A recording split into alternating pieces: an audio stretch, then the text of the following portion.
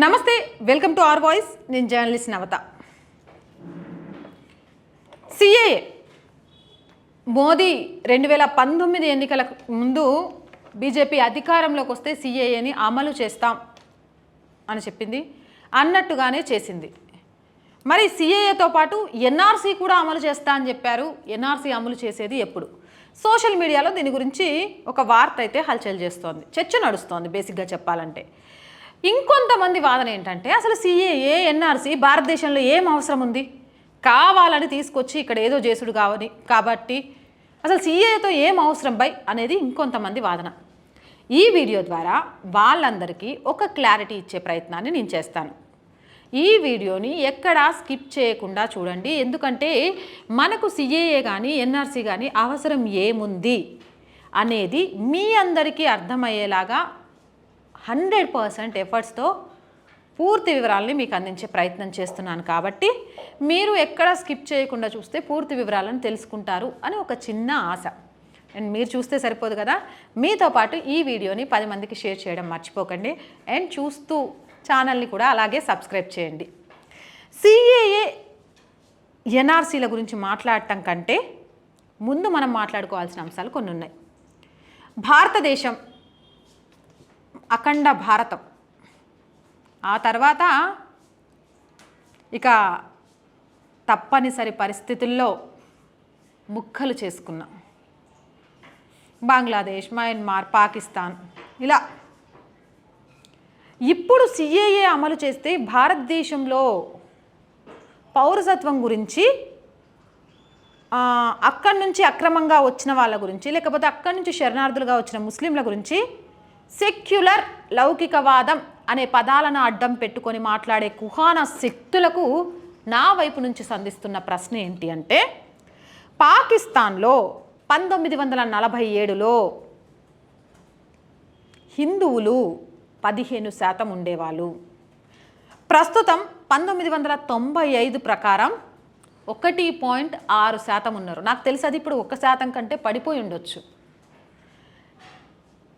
అలాగే ఇంకొక దేశం, ఏదైతే మనం సిఏఏకి సంబంధించి తీసుకుంటున్నాం మరొక దేశం, ఆఫ్ఘనిస్తాన్లో 1970లో 7.7 లక్షల మంది అక్కడ మైనారిటీలకు సంబంధించిన వాళ్ళు ఉన్నారు. మైనారిటీలు అంటే ఇక్కడ ముస్లిమ్స్ అనుకోకండి, హిందూ, సిక్, జైను, పార్సీ, క్రిస్టియన్, వీళ్ళ గురించి మాట్లాడాల్సి వస్తే 2017 వచ్చేసరికి వాళ్ళ సంఖ్య ఎంత అయింది తెలుసా? 7,000 అయిపోయింది. 2017కి 7,000 అయిపోయిందంటే అసలు ఇప్పుడు ఉన్నారా, లేకపోతే అక్కడక్కడక్కడక్కడక్క ఎట్లా బ్రతుకుతున్నారు అనేది ఆలోచించాలి. ఇక మరొకటి బంగ్లాదేశ్లో 1951 22% ఉన్న వాళ్ళు 2011 వచ్చేసరికి 9.5%కి పడిపోయారు. అది 2011 కంటే ఇప్పటికి నాకు తెలిసి ఒక 4% ఉంటారు. ఇప్పుడు ఈ కుహానా మేధావులు చెప్పాల్సింది ఏంటి అంటే, ఈ దేశాల నుంచి అక్రమంగా శరణార్థులుగా అక్కడ ఆల్రెడీ మైనారిటీగా ఉన్న వాళ్ళందరినీ ఎల్లగొట్టి మెజారిటీగా ఉన్న వాళ్ళు రాజ్యం వెళుతున్నా కూడా అక్కడ బ్రతకలేకుండా భారత్లోకి వీళ్ళు రావడానికి కారణాలు ఏంటి? ఫస్ట్ ప్రశ్న. రెండవ ప్రశ్న, ఇక్కడ గగ్గోలెత్తి మొత్తుకోవడమే లేదా విదేశీ పత్రికలను అడ్డు పెట్టుకొని భారతదేశం మీద విష ప్రచారం చేయడమేనా? పలానా దేశాలలో అక్కడ మైనారిటీలుగా ఉన్న హిందువుల మీద, పార్షుల మీద, సిక్కుల మీద, బౌద్ధుల మీద, క్రిస్టియన్ల మీద జరుగుతున్న అన్యాయాలకు సంబంధించి నోరెత్తి ప్రశ్నించే సత్తా ఉన్న నాయకులు ఎక్కడున్నారు? వాటి మీద మీరెందుకు ప్రశ్నించలేకపోతున్నారు? ఇంకా ఈ కుహానా సెక్యులర్ మూకను నేనడిగే ఒక ప్రశ్న, ఆ ప్రశ్న అడగడానికంటే ముందే వాళ్ళకు నేను ఒక క్లారిటీ ఇస్తా. అదేంటంటే, ఇండియాలో 1947లో దేశ విభజన జరిగిన సమయంలో మత ప్రాతిపదికన పాకిస్తాన్ ఏర్పడ్డా కూడా భారతదేశంలోనే బ్రతుకుతామని వచ్చిన ముస్లింలు 3 కోట్ల మంది. ఎంతమంది? 3 కోట్ల మంది. 2022 జనాభా లెక్కల ప్రకారం ప్రస్తుతం ఎంతమందో తెలుసా? 21 కోట్ల మంది అధికారికంగా. 7 రెట్లు భారతదేశంలో ముస్లిం జనాభా పెరిగింది. ఈ కుహానా లౌకిక సెక్యులర్ వాదాన్ని ఎత్తుకునే నేతల్లారా, అణచివేత గురైతే సంఖ్య పెరుగుద్దా తగ్గుద్దా? ఇక్కడ ఎవరు ఏ ఏ దేశాల్లో అణచివేతకు గురవుతున్నారు? భారతదేశంలో ఒక విదేశీ పత్రిక రాసినట్టు ముస్లింలకు రక్షణ లేకుంటేనే 7 రెట్ల వాళ్ళ జనాభా పెరిగిందా? ఇక్కడ నేను ముస్లిం సోదరీమణుల గురించి మాట్లాడట్లేదు. కొన్ని కుహానా సెక్యులర్ వాళ్ళు పెట్టాలి అనే చిచ్చుకు సంబంధించి వాళ్ళకు క్లారిటీ ఇవ్వడానికి ఈ వ్యాఖ్యలు మాట్లాడుతున్నాను. ఆలోచించి చెప్పండి. ఇంకో పాయింట్ కూడా మనం మాట్లాడుకుందాం. వీళ్ళ బాధ అంతా ఏంటి? సరే, ముస్లిమ్స్లో కూడా ఏవో టైప్స్ ఉంటారట, షియాలు, షెండిలో, ఏదో నాకు మొత్తానికి తెలీదు. షియా అని ఒక పదం గుర్తుంది, ఒకవేళ తప్పుగా పలుకుంటే మాత్రం క్షమించండి, ఎందుకంటే నిజంగా నాకు అవి తెలీదు వాళ్ళ ఏమి ఉంటాయి వర్గాలు అనేవి. ఒకవేళ పాకిస్తాన్లో, ఆఫ్ఘనిస్తాన్లో, లేకపోతే బంగ్లాదేశ్లో ఇలా ఒక వర్గం ముస్లింలకు ఇంకో వర్గం ముస్లింలకు పడక శరణార్థులుగా మారితే మరి వాళ్ళు ఎలా, వాళ్ళ పరిస్థితి ఏంటి? వాళ్ళు మాత్రం బాధపడేటోళ్ళు కాదా? వాళ్ళు మాత్రం మైనారిటీలు కాదా? అంటే ముస్లిం ప్రాతిపదికగానే బ్రతుకుతున్న దేశాలు ప్రపంచంలో 49కి పై చిలుకున్నాయి. వెళ్ళొచ్చు కదా, అక్కడ స్వేచ్ఛావాయువుని పీల్చుకోవచ్చు కదా. భారత్లోకి ఎందుకు రావాలి? ఆన్సర్ కావాలి. ఇంకో విషయం కూడా ఇక్కడ ఈ మేధావులంతా చెప్పాల్సింది, ప్రపంచంలోనే అత్యధిక జనాభా ఉన్న దేశం మనది. అలాంటప్పుడు కొన్ని నియమ నిబంధనలు అనేవి పెట్టుకోకుంటే రేపు దేశం పరిస్థితి ఏమవుతుంది? ఇవేవి వాళ్ళకు పట్టవు. వాళ్ళకు కావాల్సింది రాజకీయ ఓట్లు. ఆ రాజకీయ ఓట్లను తమ వైపు తిప్పుకోవడానికి నోటికొచ్చిన మాటలు, పెట్టే చిచ్చులు, జరిగే విధ్వంసాన్ని చూసించి పైశాచికానత్వం పొందడాలు. పశ్చిమ బెంగాల్లో చూస్తున్నాం కదా, కర్ణాటకలో చూసాం కదా ఏం జరుగుతున్నాయి, తమిళనాడులో చూస్తున్నాం ఏమవుతున్నాయి అనేది, కేరళలో చూస్తున్నాం. సరే, రాష్ట్రాల సంగతి అనేది పక్కన పెట్టేస్తే సిఏఏ తెస్తా అని 2019లో మోదీ మాట ఇచ్చారు. అదే మాట ప్రకారం సిఏఏ తీసుకొచ్చారు. ఎన్నికల ముందు సిఏఏని తీసుకురావడం వల్ల ఓటు ప్రభావం ఎలా అవుతుంది ఏంటి ఇవేం ఆలోచించలే. మాట ఇచ్చామంటే నాయకుడిగా మాట నిలబెట్టుకోవాలి. 2019 ఎన్నికలప్పుడు మాట ఇచ్చాం, మళ్ళీ 2024లో వెళ్ళి ఒక మాట ఇస్తున్నామంటే గతంలో నువ్వు ఇచ్చిన మాట సంగతి ఏంటి అని జనాలు అడగకూడదు. కాబట్టి ఆ మాట నెరవేర్చిండ్రు. అది కూడా దేశ ప్రయోజనాల కోసం మాత్రమే. ఇంత నేను చెప్పిన తర్వాత కూడా ఆ ప్రయోజనాలు అర్థం కాకపోతే ఇక నేను ఏం చేయలేను, ఎవరు ఏం చేయలేరు. ఎందుకంటే అలాంటి వాళ్ళు మూర్ఖులతో సమానం. ఇక వాళ్ళు ఫిక్స్ అయిపోయాక ఎవడేం చెప్పినా అయినాడు, తాను పట్టిన కుందేలకు 3 కాళ్ళు అనుకుంటారు చూడు, ఆ టైప్ మనుషులు అనమాట. అయితే అతి త్వరలోనే ఎన్ఆర్సీ ఇంప్లిమెంట్ చేసే ఛాన్స్ ఉందని అమిత్ షా వ్యాఖ్యల ద్వారా చాలా క్లియర్గా అర్థమవుతుంది. అసలు ఎన్ఆర్సీ అంటే ఏంటి అంటే నేషనల్ రిజిస్ట్రేషన్ ఆఫ్ సిటిజన్స్. సిఏఏకి ఎన్ఆర్సీకి తేడా ఏంటక్క? అసలు ఎన్ఆర్సీ అవసరం ఏముంది? అసలు ఎన్ఆర్సీని ఇంప్లిమెంట్ చేయాలని కేంద్రం ఎందుకు అనుకుంది? అసలు ఎన్ఆర్సీ ఇప్పుడైనా, గతంలో ఎప్పుడైనా అమలు చేశారా? అమలు చేస్తే అప్పుడు పరిస్థితులు ఎలా ఉండేవి? పూర్తిగా నేను మీకు ఈ వీడియోలో అందిస్తా. ఇది తీసుకురావడానికి మెయిన్ కారణం ఏంటంటే మన దేశంలో అక్రమంగా జొరబడి ఫేక్ ఆధార్ కార్డులు, ఫేక్ ఓటర్ ఐడీలు సంపాదించి దేశం మొత్తం వ్యాపించి ఉన్న బంగ్లాదేశ్, పాక్ రెఫ్యూజర్లను పట్టుకొని తిరిగి వారి వారి దేశాలకు పంపించాలి అనేది ఈ ఎన్ఆర్సీకి సంబంధించిన ముఖ్య ఉద్దేశం. ఎంతమంది అక్రమంగా చొరబడ్డారు అని లెక్కలేసి డాక్యుమెంట్ చేయడమే ఎన్ఆర్సీ అంటే. 1951లో ఫస్ట్ టైం ఎన్ఆర్సీ లెక్కలేశారు. ఇప్పటి వరకు మళ్ళీ ఎన్ఆర్సీ లెక్కలు చేయలేదు. దేశ జనాభాను లెక్కించడం వేరు, ఎన్ఆర్సీ చేయడం వేరు. దేశ జనాభాను లెక్కించడం అంటే మన ఇంటికి వస్తారు, మీ ఇంట్లో ఎంతమంది ఉంటున్నారమ్మా అంటే మా అమ్మ, నేను, మా నాన్న, మా అక్క, మా చెల్లి, మా తమ్ముడు అని చెప్తాం, పేర్లు చెప్తాం, రాసుకుంటారు, వెళ్ళిపోతారు. అది జనాభా లెక్కలు. ఎన్ఆర్సీలో ఎలా అంటే వాళ్ళు వచ్చినప్పుడు మనం ప్రూఫ్స్ చూపించాలి, డాక్యుమెంట్స్ చూపించాలి. ఆ డాక్యుమెంట్స్ రిజిస్టర్డ్ డాక్యుమెంట్స్ అయి ఉండాలి. ఎన్ఆర్సీకి జనాభా లెక్కలకు తేడా అది. అయితే ఎన్ఆర్సీ 2009లో అసలు ఎన్ఆర్సీ అంశము 1951 తర్వాత మళ్ళీ జరగలేదు. మళ్ళీ ఈ అంశం వెలుగులోకి రావడానికి కారణం ఏంటి అంటే 2009లో అస్సాం రాష్ట్రంలోని ఒక ఎన్జిఓ సుప్రీంకోర్టులో ఒక పిటిషన్ వేసింది. అక్రమంగా చొరబడిన వాళ్ళు అస్సాంలో ఎక్కువైపోయారు, దానివల్ల ఘర్షణ వాతావరణాలు అవుతున్నాయి, దయచేసి ఎన్ఆర్సీని లెక్కించండి అని. అది కోర్టులో వాదనలు ప్రతివాదనల తర్వాత 2013లో స్వయంగా సుప్రీంకోర్టు అస్సాంలో ఎన్ఆర్సీ నిర్వహించాలి అని ఒక తీర్పు ఇచ్చింది. 2019లో అస్సాం రాష్ట్రంలో ఎన్ఆర్సీని అమలు చేస్తే 3.3 కోట్ల మంది జనాభా ఉన్న రాష్ట్రంలో 19 లక్షల మంది అక్రమంగా చొరబడ్డ వాళ్ళు ఉన్నారు అని గుర్తించింది. 3.3 కోట్ల ఉన్న ఒక అస్సాం రాష్ట్రంలోనే ఎన్ఆర్సీ చేస్తే, ఎన్ఆర్సీ లెక్కలు కడితే 19 లక్షల మంది దొరికిండ్రు అంటే భారతదేశంలో ఇంకెంతమంది దొరుకుండాలి? అప్పుడు ఎన్ఆర్సీ అమలు చేయడం దేశానికి అనివార్యం అని అర్థమైంది. దేశవ్యాప్తంగా ఎన్ఆర్సీ చేయాలనే డిమాండ్ పెరిగింది. ఎన్ఆర్సీలో లెక్కలు ఎలా వేస్తారు అనేది కూడా నేను చాలా క్లియర్గా మీకు చెప్తాను. ఎన్ఆర్సీ వెరిఫికేషన్ వచ్చడానికి మన దగ్గరికి అధికారులు వస్తారు. ఆ అధికారులకు మనం 2 ఆధారాలు చూపించాలి. ఒకటి, ఏ ఆధారాలతో వస్తారంటే, ఇప్పుడు మనం చాలామంది అనుకుంటాం కదా,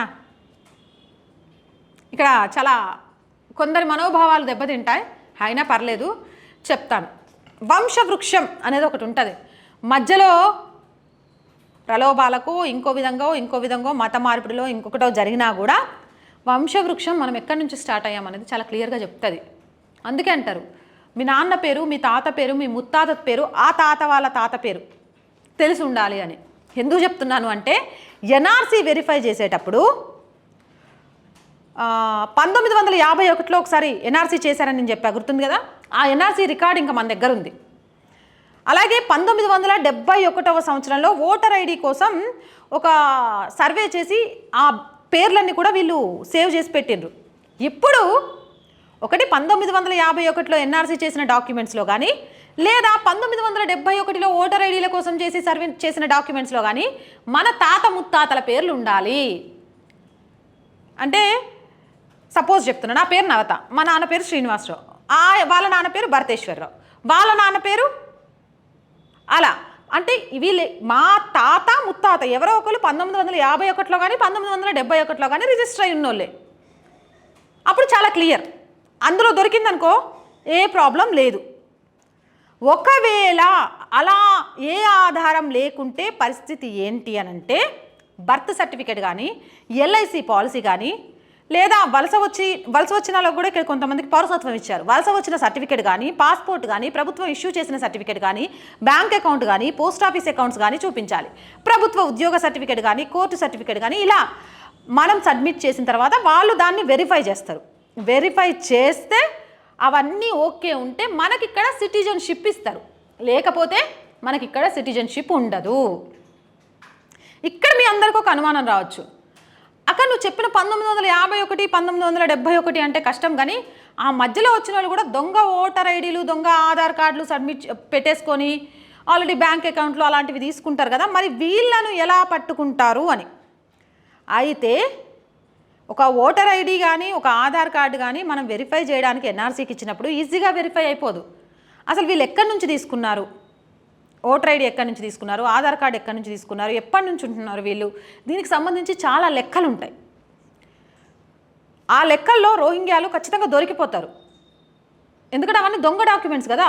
ఇప్పుడు పర్ఫెక్ట్ అయినప్పుడు దాన్ని ఎవ్వరు కదిలించలేరు, కానీ తప్పుని ఏదో ఒక మూలలో తప్పు చేసిన వాడు ఎక్కడో ఒక దగ్గర ఈజీగా దొరికిపోతారు. అట్లాగే అక్రమంగా చొరబడి ఇక్కడ ఉన్న వాళ్ళను ఈజీగా ఐడెంటిఫై చేయొచ్చు. ఇంకో విషయం ఏంటంటే, వీళ్ళకి పూర్తి హిందీ రాదు, పూర్తి ఉర్దూ రాదు, మన కల్చర్ ఉండదు, ఈజీగా ఐడెంటిఫై చేయడానికి కూడా వీలుంటుంది.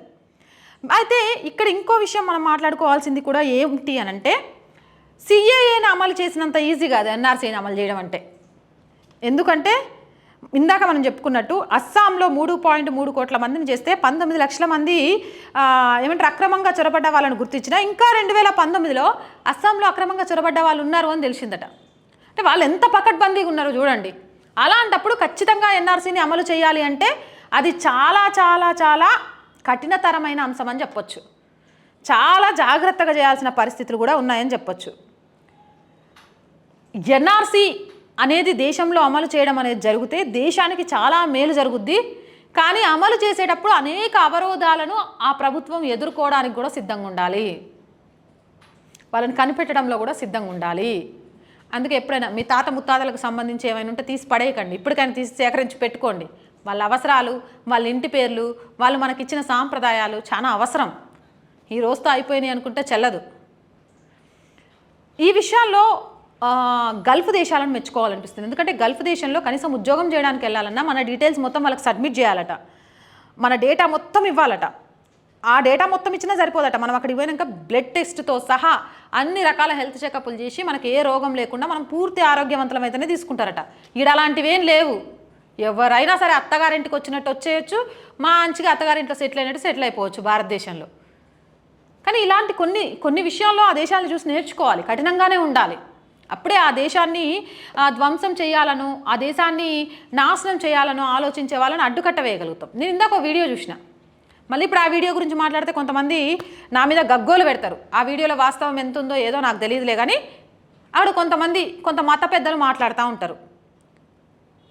నువ్వు గల్ఫ్ కంట్రీలకు వెళ్ళి గల్ఫ్ రోడ్ల మీద తిరుగుతూ నీ మత ప్రచారం చేసుకోగలుగుతావా? చేసుకోలేవు. నువ్వేం చేయాలనుకున్నా కానీ ఇక్కడే చేయాలన్నట్టుగా మాట్లాడుతుంటాడు. చూసిండ్రా? ఆ దేశాలకు వెళ్ళాలి అంటే వాళ్ళకి అసలు ఎంత భయం. కానీ ఇక్కడ ఆ భయాలు ఏమీ లేవు. ఎందుకంటే ఇలానే ఓటు బ్యాంకు రాజకీయాల కోసం ఎవరున్నా ఏం కాదు, ఎవరేం చేసుకున్నా ఏం కాదు అనుకుంటున్నాం. కాబట్టి ఇలాంటి విషయాల్లో ఖచ్చితంగా కూడా గల్ఫ్ కంట్రీలను ఆదర్శంగా తీసుకోవాలి. అండ్ సిఏఏ అమలుకు సంబంధించి దేశం మొత్తం ఎట్లుందో నాకు తెలియదులే, కానీ పశ్చిమ బెంగాల్లో మత్వ కమ్యూనిటీ మాత్రం పండగ చేసుకుంటోంది. వాళ్ళ కొన్నేళ్ల కళ. మమతా బెనర్జీ మత్వ కమ్యూనిటీకి సంబంధించిన పెద్దావిడ దగ్గరికి వెళ్ళి మీ అందరికీ భారత పౌరసత్వం ఇస్తా అని కళ్ళబొల్లి మాటలు చెప్పి సీఎం సీట్ ఎక్కింది. లాస్ట్ ఎలక్షన్స్ టైంలో మోదీ వెళ్ళి ఆ పెద్దావిని కలిశారు. ఆ పెద్దావిడి మనవడు కూడా ఇప్పుడు ప్రస్తుతం బీజేపీలో ఉన్నాడు. ఆయనే ఫస్ట్ సిఏఏ అమలు కాబోతుంది అంటూ మీడియాలో మాట్లాడింది. అప్పటి నుంచి సిఏఏ గురించి చర్చ మొదలైంది. ఆమెకు మాట ఇచ్చాడు, నెక్స్ట్ మళ్ళీ ఇక్కడ ఎన్నికలు జరిగేలోపు నేను సిఏఏని అమలు చేసి మత్వ కమ్యూనిటీకి సంబంధించిన వాళ్ళందరికీ భారత పౌరసత్వం వచ్చేలాగా చూస్తాను అన్న మాట ప్రకారం భారత పౌరసత్వం వచ్చింది. మత్వ కమ్యూనిటీ పండగ చేసుకుంటుంటే దీది వణికిపోతుందట. దీన్ని ఎట్లా ఆపాలి, ఏం చేయాలని ఆలోచన చేస్తుందట. లేకపోతే వాళ్ళ స్టేట్లో అమలు చేయనని చెప్పడం సాధ్యమవుతుందా అని నిపుణులతో చర్చలు చేస్తుందట. నాకు తెలిసినంత వరకు సమాచారాన్ని సేకరించి భారత పౌరసత్వం భారతదేశానికి సంబంధించి, అలాగే ముస్లిం దేశాలలో అణచివేతకు గురవుతున్న మైనారిటీలను కూడా ఆదుకొని పౌరసత్వం ఇచ్చి వాళ్ళకు ఉపాధి కల్పించాలి అని ఒక మంచి నిర్ణయం తీసుకున్నారు. ఆ నిర్ణయాన్ని స్వాగతిస్తాం. ఉదాహరణకు నేను ఇందాక చెప్పా, పాకిస్తాన్, బంగ్లాదేశ్, అలాగే ఆఫ్ఘనిస్తాన్లో మైనారిటీలు అసలు కంటికి కనిపించట్లేదు. అయినా కూడా మనం ప్రశ్నించట్లేదు, ఎందుకంటే ఎవరి పాపం వాళ్ళదే అని వదిలేస్తున్నాం. కానీ మన దగ్గర పరిస్థితులు అలా లేవు. ఎందుకంటే మనల్నే పావుగా వాడుకుంటారు వాళ్ళు ఏ తప్పు లేకుండా అది తప్పు అని 1-4 సార్లు మన మెదడులో చొచ్చిచ్చి అవును తప్పే అని మనతో నొప్పిస్తున్నారు. అది తప్పు కాదు అని తెలియాలంటే ప్రతి ఒక్కళ్ళు కూడా చైతన్యంగా ముందుకొచ్చి వీటికి సంబంధించిన పూర్తి వివరాలను ప్రజలకు అర్థమయ్యే విధంగా చెప్పాలి. అందులో నేను భాగస్వామ్యం కావాలి అనుకున్నాను, అందుకే ఈ వీడియో చేశాను. ఈ వీడియోపై మీ అభిప్రాయం ఏంటి అనేది కామెంట్ సెక్షన్లో తెలియజేయండి. ఇలాంటి మోర్ వీడియోస్ కోసం మన ఛానల్ని వెంటనే సబ్స్క్రైబ్ చేయండి. ఈ వీడియో నచ్చిందా లైక్ చేయండి, షేర్ చేయండి. అండ్ వీడియో చూస్తున్న వాళ్ళంతా సబ్స్క్రైబ్ చేశారో లేదో ఒక్కసారి చెక్ చేసుకోండి. చేయకుంటే మాత్రం వెంటనే చేయండి. అండ్ అలాగే సపోర్ట్ చేయాలి అనిపిస్తే జాయిన్ అనే బటన్ కనిపిస్తుంది. 1 to 5 లెవెల్స్ ఉంటాయి. ఏదో ఒక లెవెల్లో సపోర్ట్ చేయండి. లేదా స్క్రీన్ మీద గూగుల్ పే, ఫోన్పేతో పాటు అకౌంట్ డీటెయిల్స్ ఉంటాయి. సో సహాయం చేయాలి అనుకునే ప్రతి ఒక్కరూ ఆ విధంగా కూడా మన ఛానల్కి సహాయం చేయొచ్చు. జై భారత్.